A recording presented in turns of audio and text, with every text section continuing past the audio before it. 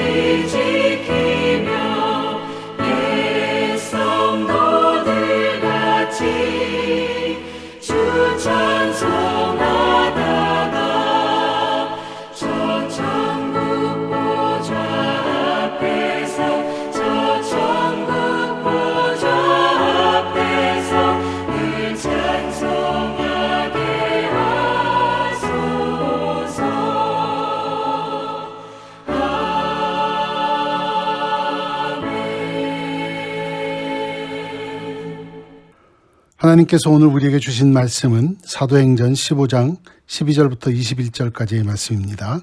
하나님의 말씀 사도행전 15장 12절부터 21절까지의 말씀입니다. 온 무리가 가만히 있어 바나바와 바울이 하나님께서 자기들로 말미암아 이방인 중에서 행하신 표적과 기사에 관하여 말하는 것을 듣더니 말을 마침에 야고보가 대답하여 이르되 형제들아 내 말을 들으라. 하나님이 처음으로 이방인 중에서 자기 이름을 위할 백성을 취하시려고 그들을 돌보신 것을 시므온이 말하였으니 선지자들이 말씀이 이와 일치하도다.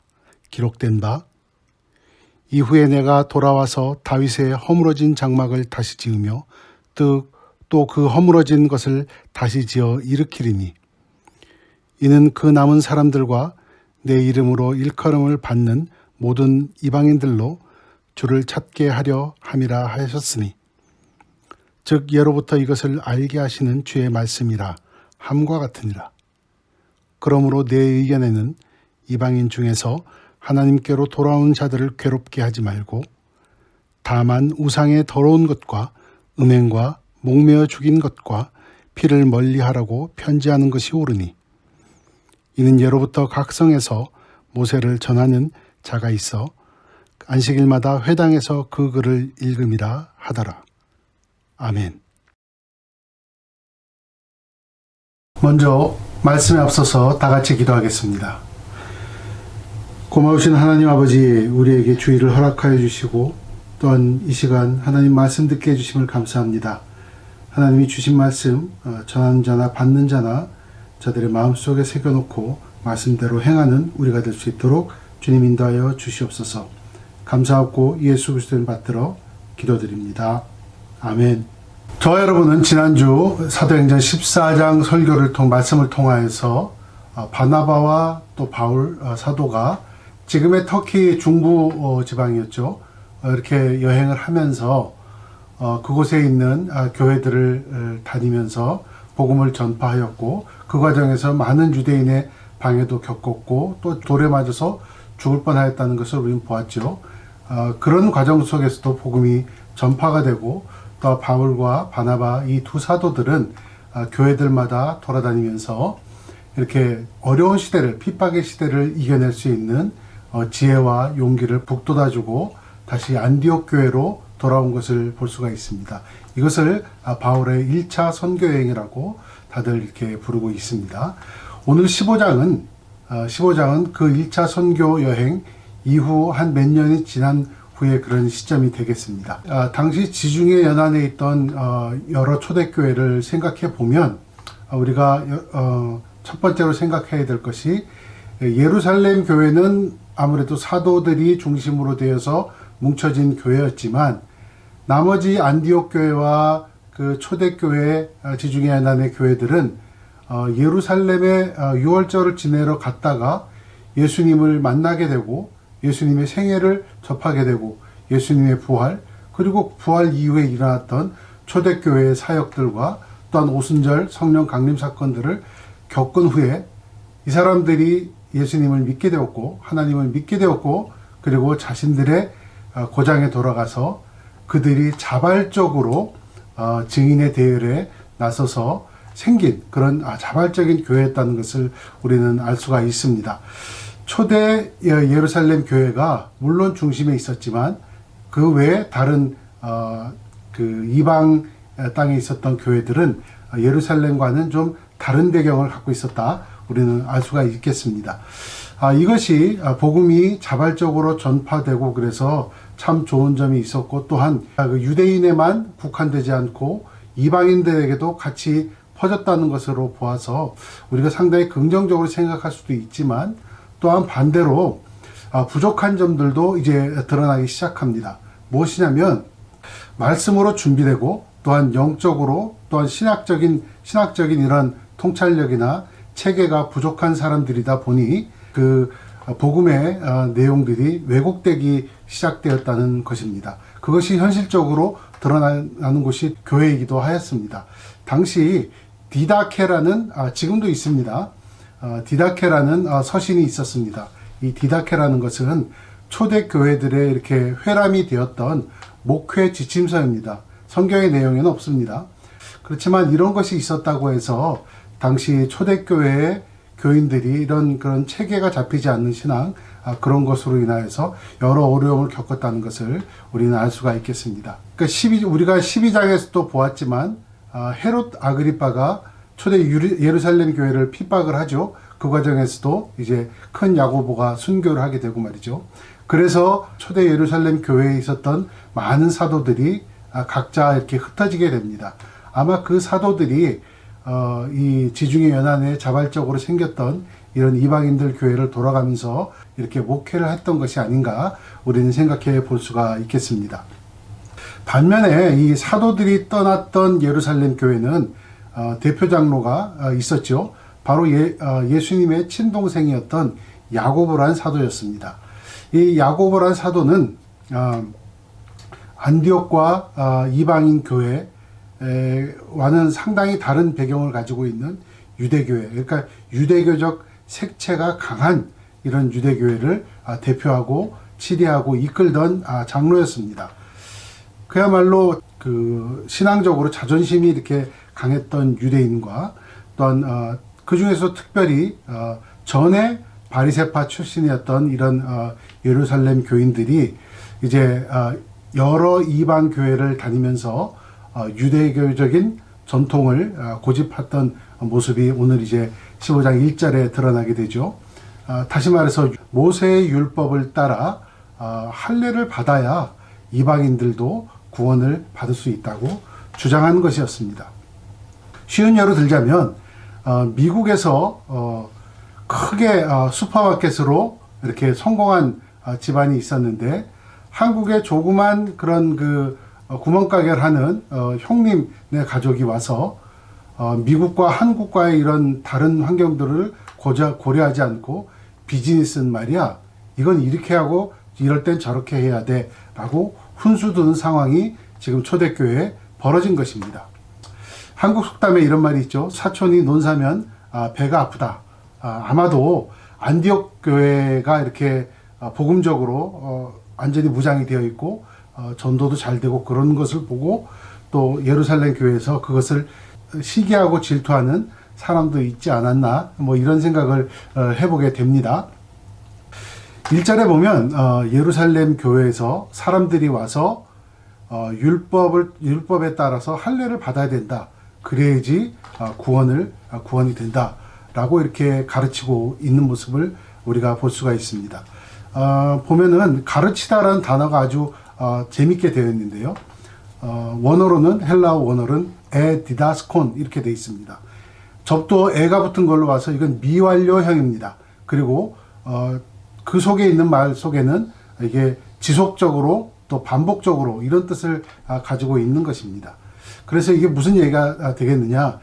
율법이 필요하다. 구원을 받으면 율법이 필요하다. 할례도 받아야 된다. 이런 필요성을 반복하고 지속적으로 성도들에게 안디옥 교회 성도들에게 가르치려 했지만 성공하지 못했다는 뜻이 되겠습니다. 왜 그랬을까요? 네, 사도 바울이 이것을 보고 가만두지 않았겠죠. 이런 거 보고 가만히 있을 사도 바울이 아니었기 때문입니다. 2절을 한번 읽어보도록 하겠습니다.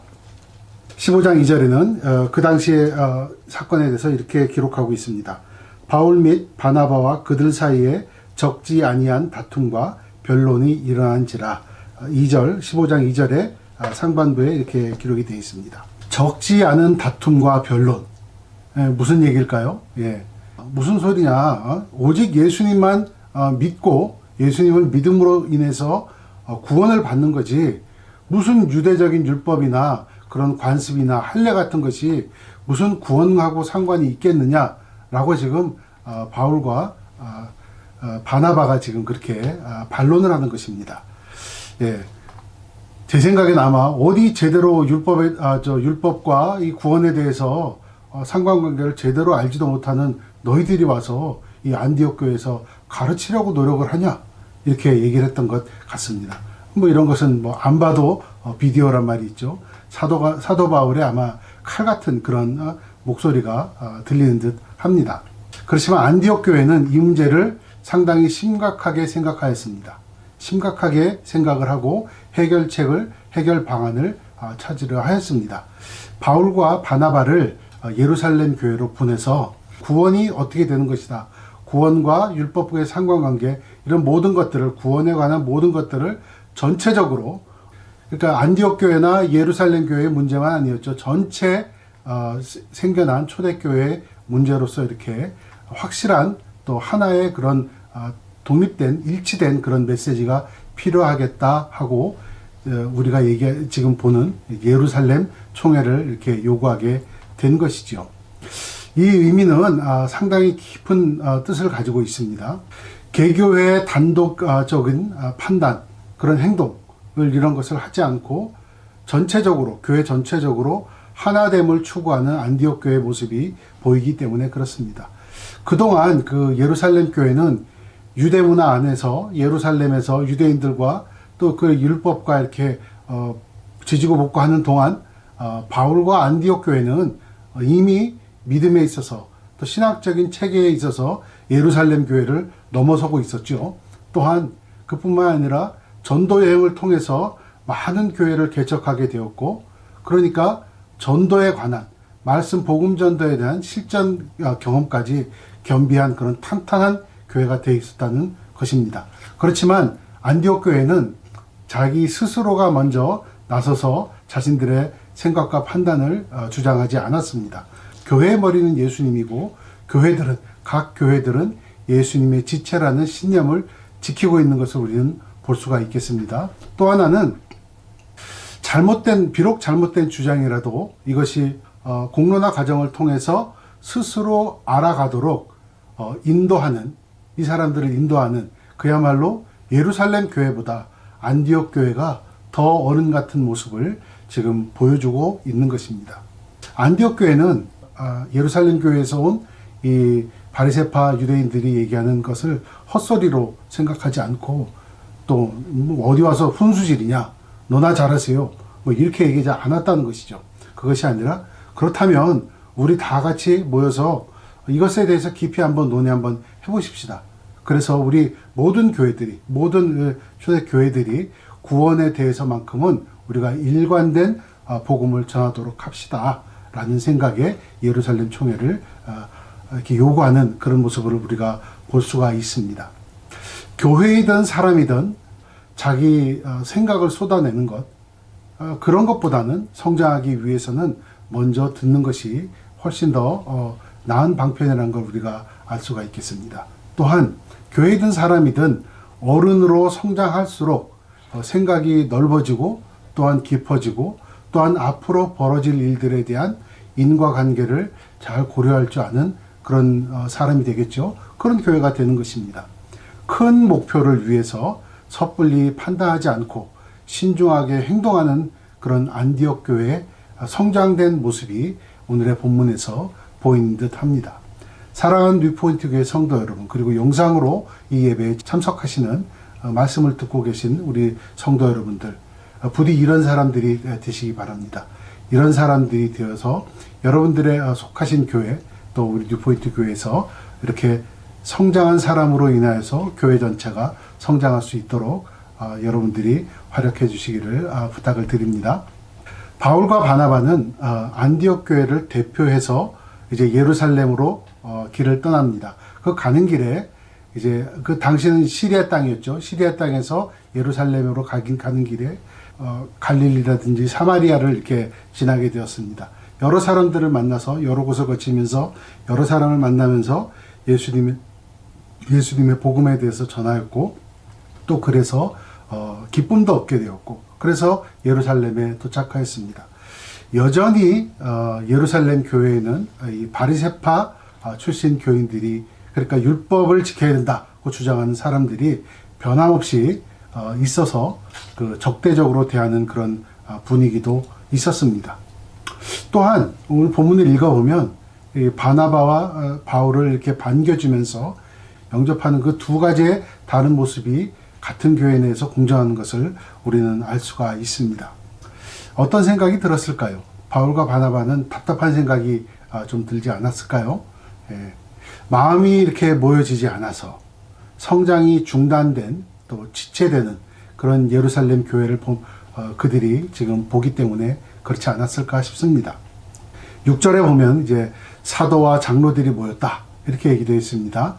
이것은 예루살렘 교회의 사도와 장로뿐만 아니라 또 지금 안디옥 교회에서 온 그런 바울과 바나바 일행, 그리고 또 주변에 있는 크고 작은 여러 그 초대교회의 대표자들, 또 가르치는 자들, 이런 사람들이 총출동하였다는 그런 얘기가 되겠습니다. 이것을 우리는 초대 예루살렘 총회라고 이렇게 부릅니다. 요즘으로 치자면 교단 모임이나 노회 모임 정도가 되겠습니다. 이들의 목표는 딱 한 가지였습니다. 구원에 관해서만큼은 일치된 그런 신학 체계를 확립하는 것이 그들의 목적이었죠. 7절에 보면 많은 변론을 했다고 이렇게 되어 있습니다. 무슨 얘기일까요? 두 가지 의견이 있었던 것이죠. 유대주의적인 주장, 믿음도 중요하지만 믿음 플러스 또 해야 되는 것이 있다. 그 율법도 지켜야 되고 할례도 받아야 된다. 그래야지만이 진정한 하나님의 백성이 된다. 그래야지 구원받은 사람이 되어야 된다. 이렇게 주장하는 쪽과 바울의 지금 얘기를 듣는 쪽이죠. 다른 쪽은 무슨 소리냐, 관습, 율법 이런 것은 다 부질없는 것이다. 오로지 예수님을 구세주로 믿는, 구원자로 믿는 그 믿음 하나로 구원을 받는 것이지, 모세의 율법을 지킨다거나 교회 관습을 지킨다거나 이런 것이 구원에 하등의 영향을 끼치지 않는다라는 주장을 하였던 것이죠.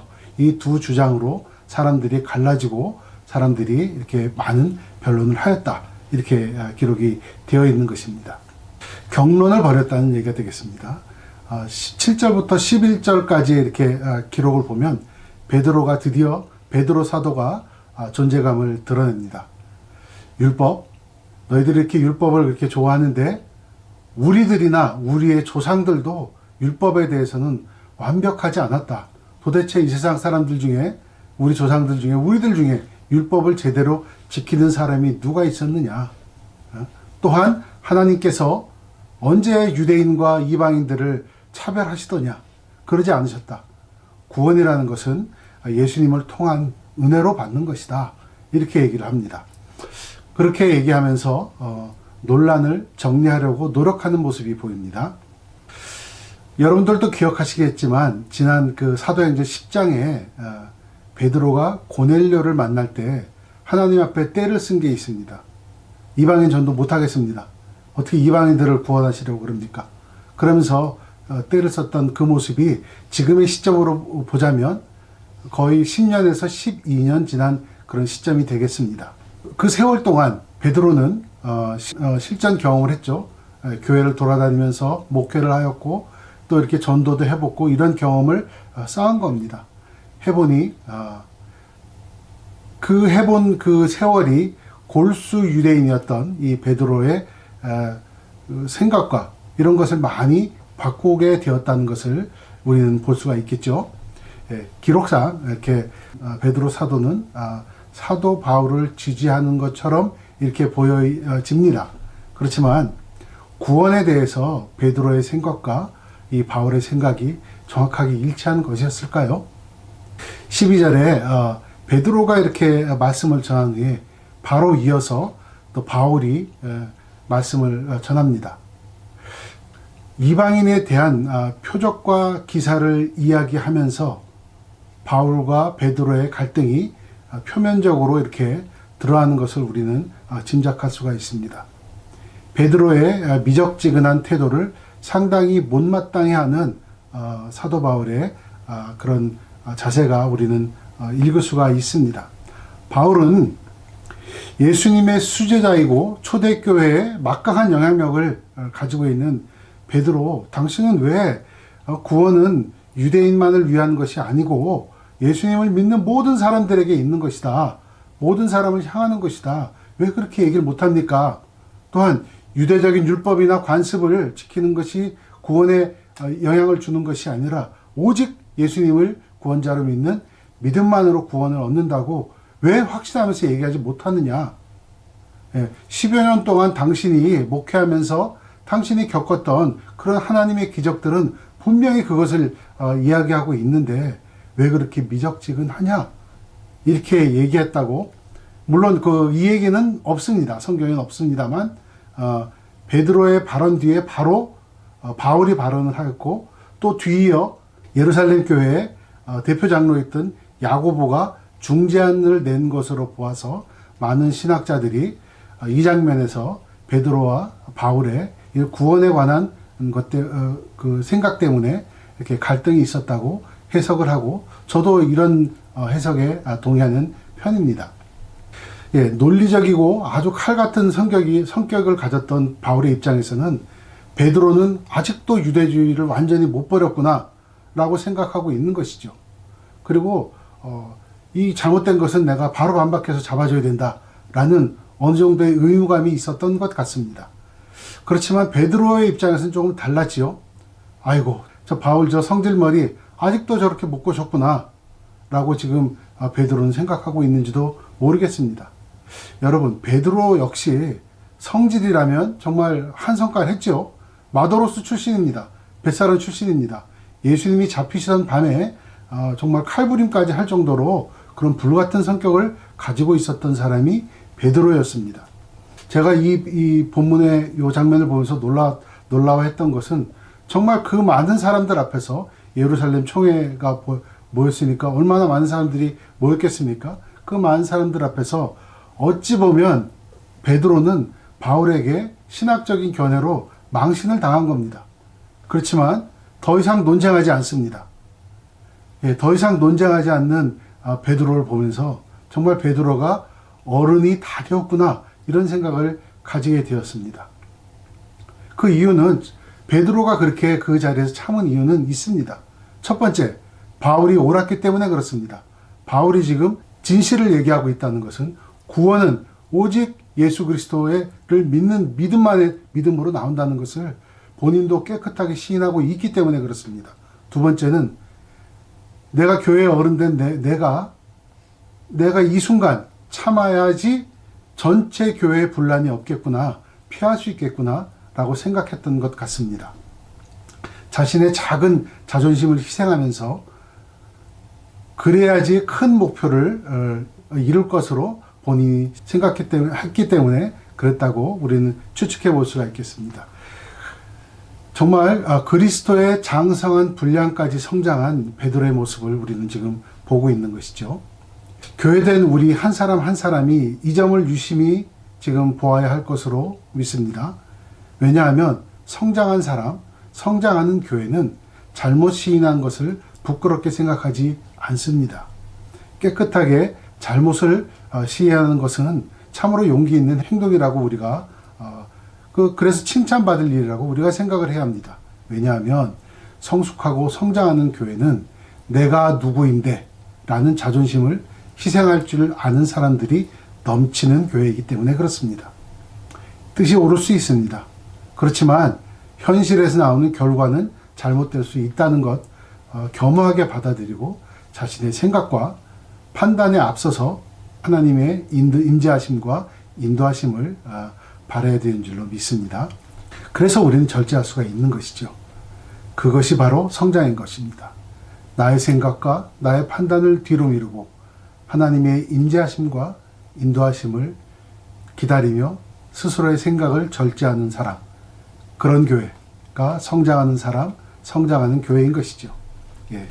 한 성깔 하는 정말 마도로스 베드로, 그런 사람이 아니라 예수님을 닮아가면서 한 단계 한 단계 성장해 나가는 사도 베드로의 모습, 총회 앞에서 보여준 것입니다. 자신의 실수에 대해서 잘못을 인정하는 진정한 용기를 가진 크리스찬, 또 자존심보다 성령 하나님의 인도하심을 구하며 나날이 성장하시는 교회와 교인 되시기를 축원합니다. 이 논쟁을 지켜보던 또 한 사람이 있었죠. 바로 예루살렘 교회의 야고보 장로였습니다. 대표였죠. 얼마 뒤 야고보서를 기록합니다. 믿음과 실제 행동 사이에 있는 연계성을 강조하고 있습니다. 아무래도 자신을 예루살렘 교회의 대표 장로로 세워주고 떠난 그 베드로 사도에 대한 의리가 조금 있었던 것 같습니다. 그래서 베드로가 많은 사람들 앞에서 이렇게 기죽는 모습이 싫었던가 봅니다. 그래서 그것이 안쓰러웠는지 그 베드로 편을 들면서 또한 중재안도 제시합니다. 14절 한번 읽어보도록 하겠습니다.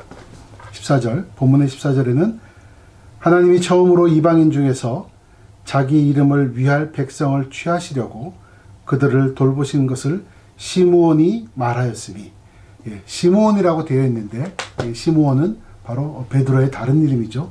별명이었습니다. 그만큼 친한 관계였다는 그런 얘기가 되겠습니다.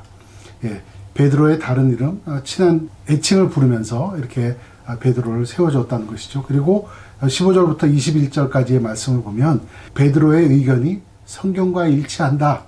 그리고 성경에는 바울의 얘기, 이방인 선교의 뜻도 분명히 있다. 이렇게 두 가지를 같이 얘기를 합니다. 그래서 우리는 이제 앞으로 우리 초대교회 모든 교회들은 이방인이 교회로 왔을 때 믿음 외에 구원의 방편으로 유대의 율법 지키는 것을 강요하면 절대로 되지 않는다. 다만 우상 숭배하느라고 또 그 제사에 올린 그런 음식들과 더러운 음식들과 또한 그 우상 숭배하느라고 했던 그런 음란한 것들, 그런 것들만 하지 않으면 우리 교인으로 우리가 다 같이 지낼 수가 있다. 이렇게 얘기를 한 것이죠. 믿는 사람들, 구원받은 사람들은 거기에 맞는 행동을 해야 될 필요가 있다라고 이렇게 중재안을 낸 것입니다. 믿음과 행동에 있어서 또 율법을 주장하는 자들과 이렇게 그러니까 유대인들이죠. 유대적인 생각을 가지고 있는 교인들과 괜히 마찰을 일으키지 말고 각자에게 주어진 대로 각자의 그 생활 풍습대로 예수님을 믿는 믿음이 더욱더 중요하다. 굳이 유대인처럼 행동을 하지 않아도 된다. 이렇게 중재안을 낸 겁니다. 그리고 25절부터 26절까지의 말씀을 통해서 이렇게 결정된 내용들을 만장일치로 이렇게 수용하도록 하고 모든 교회로 알리는 그런 아주 지혜로운 중재안을 야고보 장로가 중재안으로 제시를 합니다. 바르세파 출신 예루살렘 교인들이 사실은 초대교회 전체에게 큰 무리 혹은 논란을 일으킨 것이죠. 그렇지만 이 처음 생긴 장자교회였던 예루살렘 교회가 이것으로 인해서 막대한 그 위신의 실추를 가져오게 됩니다. 이 논란이 있었던 그 본질을 정확히 꿰뚫어 본 야고보 장로가 있었기 때문에 이것이 잘 봉합이 된 것입니다.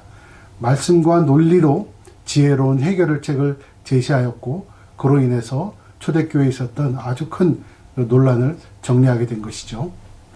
위기 상황에 예루살렘과 안디옥 교회가 대립하게 된 것으로 본 것이 아니라 전체 교회의 중심을 잡아주는 역할로 지금 예루살렘 교회가 성장했다는 것을 우리는 또한 볼 수가 있는 겁니다. 예루살렘 교회는 정말 비록 그 유대적인 색채가 아주 강했고 당시만 해도 그것에서 완전하게 벗어나지 못해도 그래도 예루살렘에 있으면서 핍박과 탄압 속에서도 저들이 다져온 그런 굳은 신념이 있는 그런 교회로 성장한 것을 우리가 야고보 장로를 통해서 알 수가 있는 것입니다.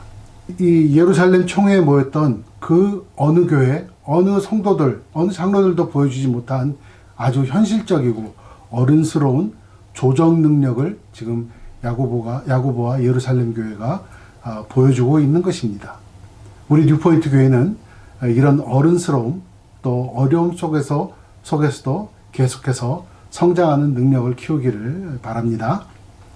어찌 보면 이번 예루살렘 총회로 가장 큰 승자는 바울이었습니다. 그런데 이 성장이란 측면에서 보자면 바울 혼자만 제자리를 지금 답보하는 것 같습니다. 다른 교회는 이 어려움을 통해서 논란을 통해서 성장하였는데 바울은 처음부터 끝까지 자기의 생각을 주장하였고 또 그것을 승리로 쟁취했으니까 말이죠. 그런데 이 바울이 정말 그 베드로와의 논쟁에서 승리를 하고 또한 총회에서 자신 뜻대로 이렇게 결정이 이루어지는 것을 보고 당당하였을까요? 정말 어깨가 펴지는 듯한 느낌이 들고 기분이 좋았을까요?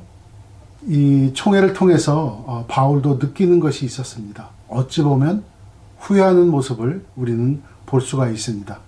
그리고 역시 바울도 이 총회를 통해서 자신의 믿음을 한 단계 높이는 성장의 밑거름으로 사용했다는 것을 우리는 16장에서 확인할 수가 있습니다. 교회에는 다른 생각, 다른 성품 가진 사람이 많이 있습니다. 하나로 되지 않는다고 해서 나쁜 것은 아닙니다. 왜냐하면 하나님은 사람을 다르게 창조하셨기 때문에 그렇습니다. 하나님 일에 다른 사람을 통해서 다른 방법으로 하나님께서 사용하시는 것 뿐입니다. 교회는 한 몸이라고 해서 모두 다 손이 될 수는 없습니다. 그것을 우리 크리스찬 지도자는 깨달아 알아야 할 것입니다. 마치 크리스찬 지도자들은 어떨 때는 오케스트라를 지휘하는 지휘자처럼 이 모든 한 개인의 특성, 다른 생각들을 이렇게 잘 중재하는 것이 필요할 때가 있다는 말씀을 지금 드리는 것입니다. 하나님 나라에서는 탁월하고 뛰어난 재능과 또 능력으로 성장을 시켜야 되는 사람이 있는가 하면 이런 모든 재능들을 취합하고 하나의 목표로 가게끔 깊은 생각과 또 조정 능력으로 또 계획으로 이렇게 성장해야 되는 사람도 분명 필요하기 때문에 그렇습니다. 지금 우리가 살고 있는 세상은 하나님으로부터 너무 멀리 가고 있는 것 같습니다. 우리는 어떤 교회로 성장되어 가고 있는지 오늘 본문을 통해서 오늘 본문의 예루살렘 총회를 통해서 뒤돌아보기를 바랍니다. 교회에서는 다양함을 존중하되 또 하나님을 향한 일치됨을 추구해야 되는 것이 바로 교회가 해야 될 일입니다.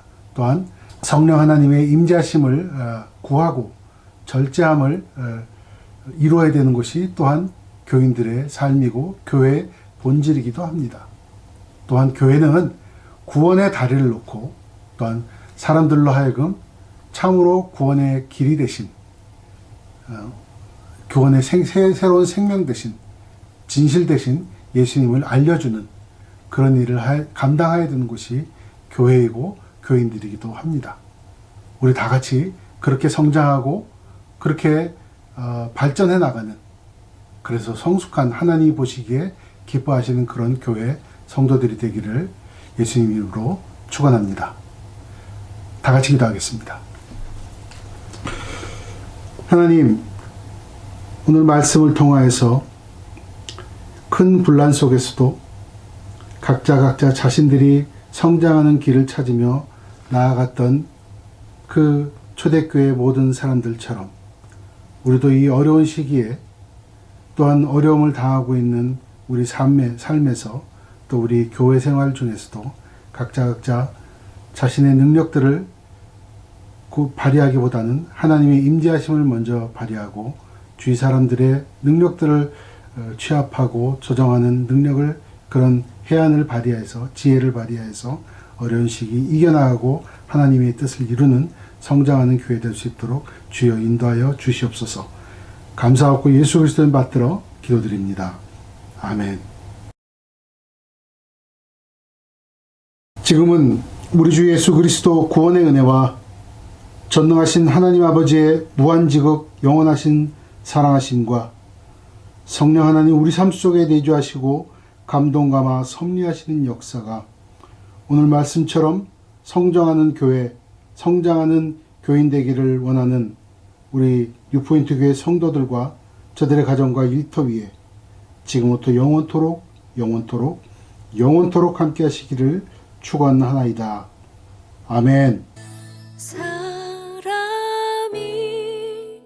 넘치기보다 사랑이 넘치는 교회, 섬김을 원하기보다 섬김의 기쁨